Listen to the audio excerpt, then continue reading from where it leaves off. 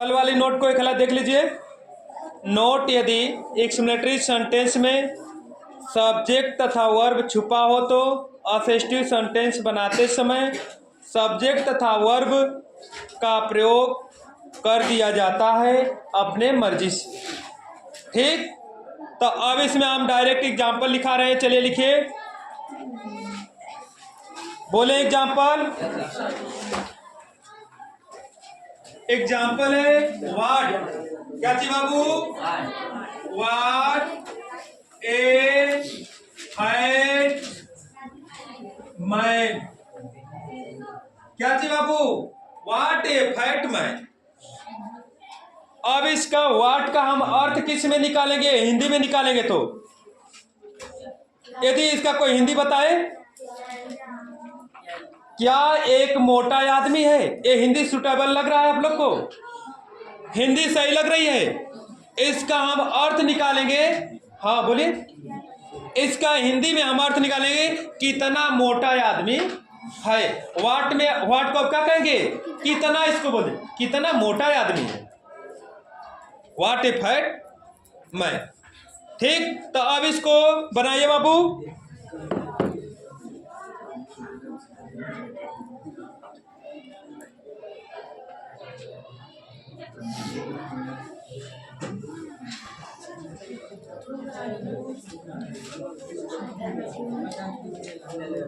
इसको अफर्मेटिव बनाइए।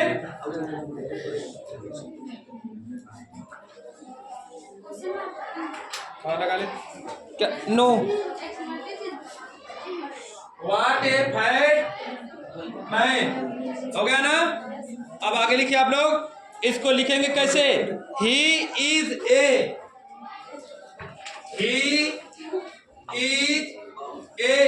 अब बोलिए, बोलिए तो कोई बात नहीं। He is a berry. क्या चीज? बेरी। बेरी के बाद क्या लिखेंगे? लिख दीजिए। नहीं, फैट लिखिए ना। फैट मैन हो गया। He is a berry fat man. बच्चों, ये आपका अफर्मेटिव बन गया। दूसरा एग्जांपल लिख लीजिए। बोले बोले देखिए, what a beautiful. What a beautiful. Beautiful BEAUTIFUL। What a beautiful woman. What a beautiful woman. अरे कितनी सुंदर औरत। क्या बोले बाबू? What a beautiful woman. What का मतलब? फिर कहेंगे अरे क्या कितनी सुंदर औरत। नहीं, यहाँ पे क्या कहेंगे तो इसका अर्थ हिंदी में सही नहीं होगा। यहाँ पे कितने से निकालेंगे। ठीक ना? कितना, कितनी, कितने। लिखिए, व्हाट ए ब्यूटीफुल वुमन। ये बोले है ना, व्हाट ए ब्यूटीफुल वुमन। लिखना तो हमें नहीं पड़ेगा बोर्ड पे। ए रो नहीं, सी औरत है ना, तो यहाँ पे ही नहीं सी। लिखिए, हमने बोले व्हाट ए ब्यूटीफुल वुमन। अरे कितनी अच्छी औरत।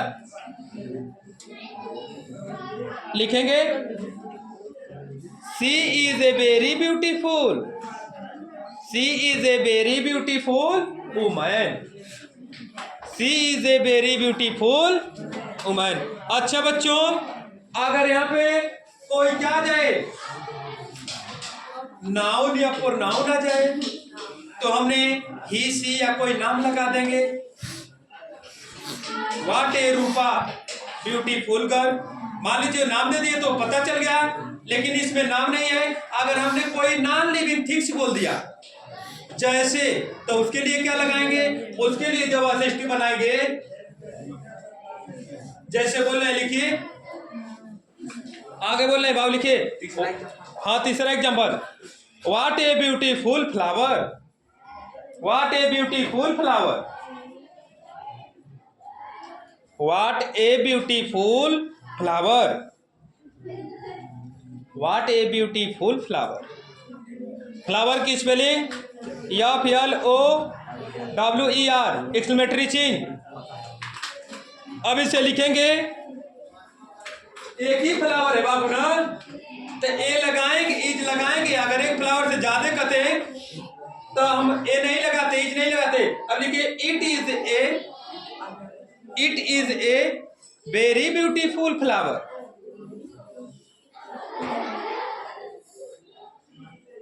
It is a very beautiful flower. अच्छा, आप लोग को समझ में आ गया? कोई दिक्कत किसी को? आवाज नहीं आ रही है? नहीं समझ में आया? अभी इनको नहीं समझ में आया। हमने बोले क्या है, व्हाट ए ब्यूटीफुल फ्लावर। तो इसको ब्यूटीफुल फ्लावर को एक्सक्लेमेटरी सेंटेंस को अफर्मेटिव बनाना है।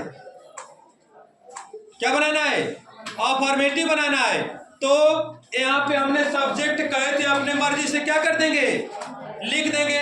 अगर सब्जेक्ट अपने मर्जी से नहीं मिला है तो उस फूल का नाम लिख दो। किस चीज का फूल है तुम जानोगे, फूल किस चीज का आप जानोगे। तो लिखोगे it is a beautiful flower. इतना एग्जाम्पल बहुत है, सही है ना? अब आगे लिखे बाबू, पॉइंट 2 में यदि एक्सक्लेमेटरी सेंटेंस में लिखिए, यदि एक्सक्लेमेटरी सेंटेंस में,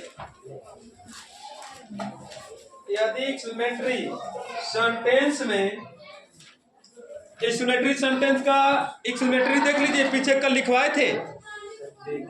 यदि एक्सक्लेमेटरी सेंटेंस में ओ, यदि एक्सक्लेमेटरी सेंटेंस में ओ क्या थी, O comma O comma O if O if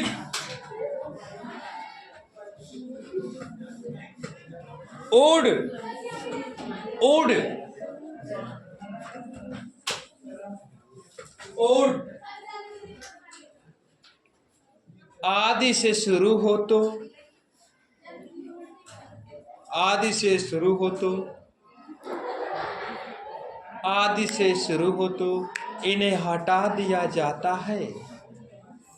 आदि से शुरू हो तो इन्हें हटा दिया जाता है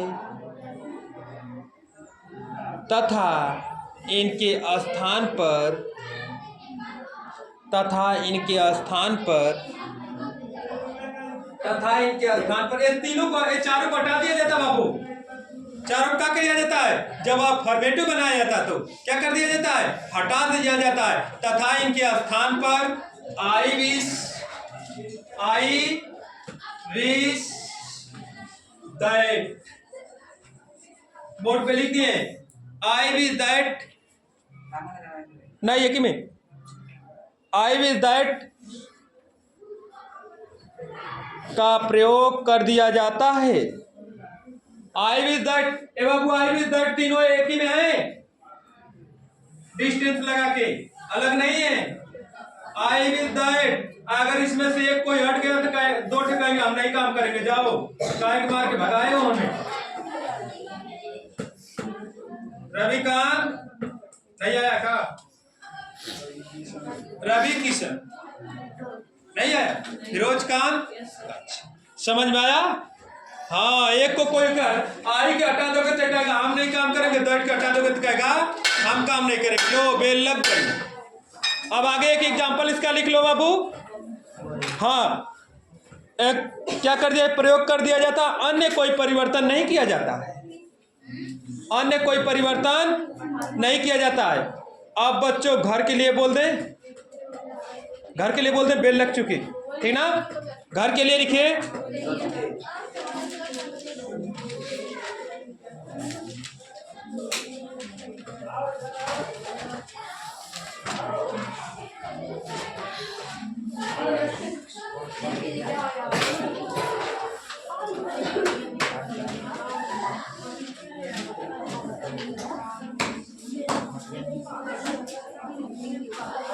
बोले आप लोग को इसे एक्टिव वॉइस और पैसिव वॉइस दोनों बनाना है। हिंदी बोल रहे हैं, हम आज हिंदी बोलेंगे। आप लोग को एक्टिव वॉइस और पैसिव वॉइस दोनों बनाना रहेगा। यदि पैसिव वॉइस बनेगा तो बनाइएगा, नहीं बनेगा तो मत बनाइएगा, ठीक ना। चलिए, और उसे जीके समझिएगा तो जीके हो जाएगा, टेंस समझेंगे तो टेंस हो जाएगा। चलिए लिखे, तत्या टोपे, तत्या टोपे या टोपे, तत्या टोपे। हाँ, तत्या एक बहुत महान क्रांतिकारी थे। तत्या टोपे का जन्म, हाँ, तत्या टोपे का जन्म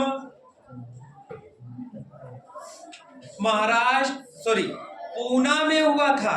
महाराष्ट्र बोलिए, पूना में हुआ था। तत्या टोपे का जन्म पूना में हुआ था। हो गया। उनका वास्तविक नाम, कामा लगा के लिख लीजिए। उनका वास्तविक नाम रामचंद्र पंडुरे था। हाँ, उनका वास्तविक नाम रामचंद्र पंडुरे था। अब प्यारे बच्चों, इतना ही पे अब रहने दे रहे हैं। कल अब बताएंगे। क्लास 8 वाले आप लोग जाएं।